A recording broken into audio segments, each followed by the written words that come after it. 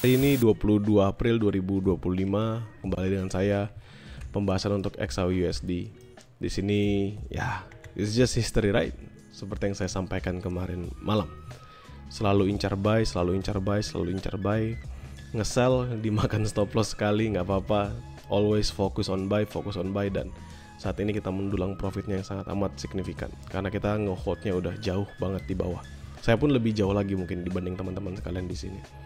Apa yang bisa dilakukan kalau kita ngomongin daily? Nothing much, teman-teman. It's just gonna be bullish momentum. Hanya akan bullish momentum. Hanya akan up and up and up and up and up kembali. Titik. Ya, jadi paling kita baru ngeliatnya nanti di lower time frame. Tapi secara daily is just an uptrend movement. Kita akan ngomongin di daily-nya Owanda, H4 kita ubah menjadi naked chart. Kalian bayangkan di sini tidak ada candlestick yang sepanjang ini. Ya, there's no candlestick that really strong like this. Kalau kalian tanya reasonnya apa, sebenarnya kemarin saya sudah upload video, bukan video, kayak artikel di dalam website Mulai Trading. Itu saya sudah upload. Di situ sebenarnya sudah disampaikan kepada teman-teman sekalian ya, bahwa ini permasalahannya karena Donald Trump membuat adanya perubahan, bukan perubahan sih, kayak ngejek dan juga hampir menghilangkan independensi dari Federal Reserve. Waktu kemarin saya live di TikTok pun sudah saya bahas juga kepada teman-teman sekalian. So, bullish teman-teman. Bullish momentum. It's just a bullish momentum. Ya, sih. H1 pun juga sama. It's just bullish momentum. Baru kelihatannya nanti paling waktu saya turunkan time frame-nya. Ini level-level bawah saya hapus dulu semuanya. Ini yang kita tunggu waktu itu buy-nya nggak dikasih-kasih. Ini saya akan satu aja. Dan kalau misalnya teman-teman lihat yang di atas ini it's totally the same. Ini saya hapus dulu aja. Ini yang kemarin 3424 3422 adalah level yang saya ajak teman-teman. Ini di outlook ya, sebagai level yang bisa dimanfaatkan buat nge-sell. Tapi selalu saya bilang teman-teman, sell itu only for someone that punya jiwa dan nyali besar.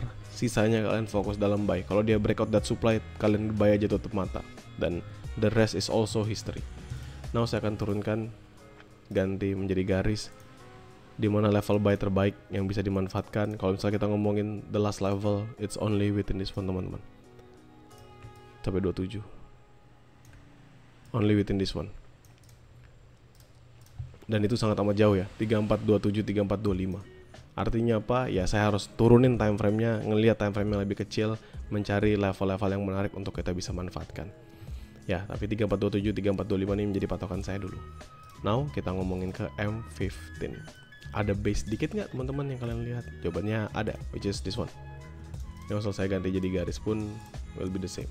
Saya akan tarik from below levelnya. Ini ada di 3449.9 atau kita bulatin jadi 3450. Fine ya teman-teman ya, 3450.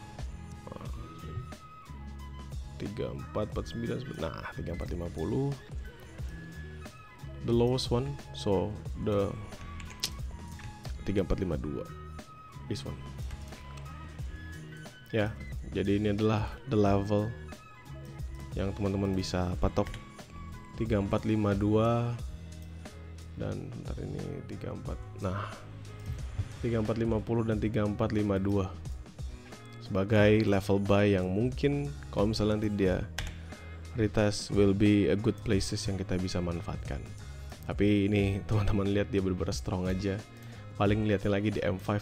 Cuman anggapan teman-teman, anggapan tiba-tiba dia drop di sini. Walaupun kita tahu itu agak susah ya. Kalau misalnya kita tarik swing high swing low, maka kita bisa ketemu 79-nya pas di 3452, which is that's the places yang kita memang tunggu. Lalu 618-nya di 3460, wajar di sini ada fair value gap. Ya, ada fair value gap. Sebenarnya sama juga kayak yang di sini. There's actually a gap. This one also there's actually a gap.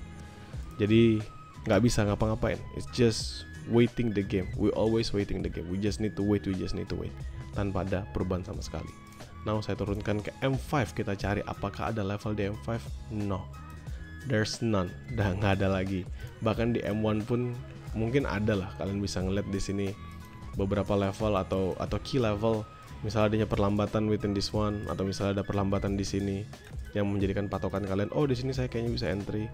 Oh, di sana kayaknya saya bisa entry. But actually no teman-teman. Ya, actually no. Ini hanya going up.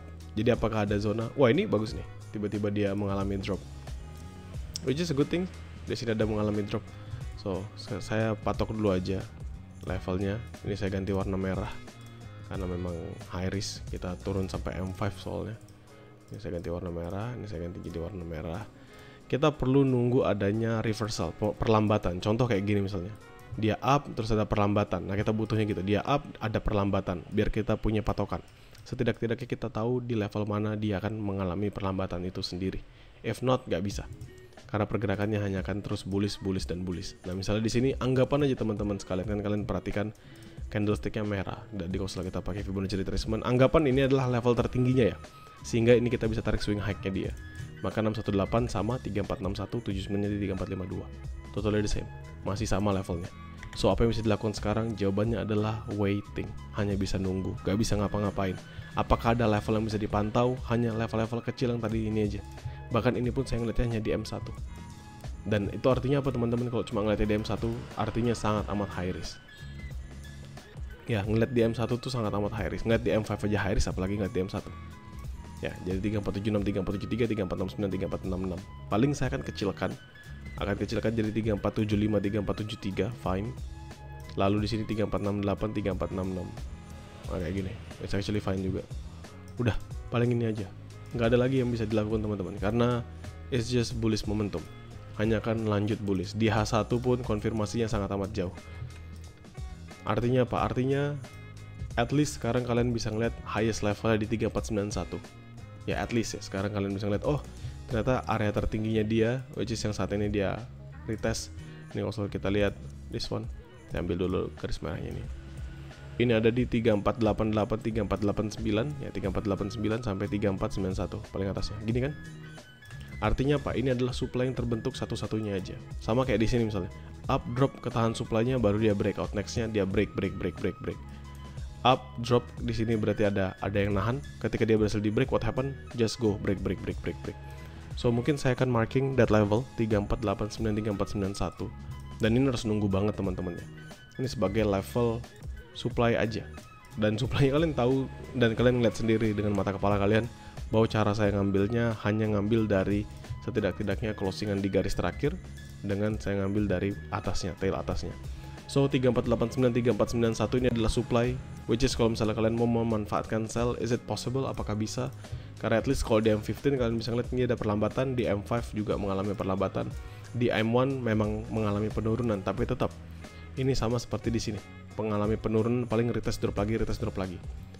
Tapi nggak apa-apa, saya patok that level 3489, 3491 sebagai area sell scalping only. Dan if dia break, which is nanti dia break naik 3492, go for buy continuation. Jadi scalpingnya teman-teman seperti biasa. Zona-zona yang merah nih hitungannya masih scalping. Kalau misalnya kita ngomongin scalping, basically it's actually really simple. Dimanfaatkannya di dalam lower time frame zone selama dia strong di lower time frame zone-nya. Contoh dia nge-retest 489, 490 terus dia drop lagi, which is that's the confirmation bahwa dia kuat dalam lower time frame zone-nya. Untuk profit 5-10 pips scalpingan itu cukup. Jadi kalian dapat 5 pips, 10 pips itu cukup karena scalpingannya incar dalam lower time frame, incar dalam waktu yang singkat. Namun jika tiba-tiba drop signifikan, ya berarti kalian hitung sebagai bonusan. Misalnya dikasih 30, 40 pips itu hitung sebagai bonusan. Dan selalu pastikan fokus dalam lower time frame untuk konfirmasinya.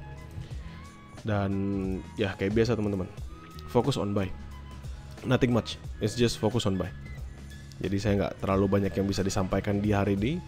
Semoga membantu. Paling nanti banyak setup yang akan ada di luar dari zona mapping. Kenapa? Karena memang butuh ngelihat dulu nih pergerakan nanti di London session, di overlapping session, dan juga nanti ketika masuk US session. Bagi teman-teman Growcow, nothing to be worry about karena saya pasti akan selalu share hasil mappingan ini di dalam grup. Bagi teman-teman publik, nanti kalian bisa tonton kembali videonya karena saya juga akan upload video mapping ini di dalam YouTube saya. Thank you.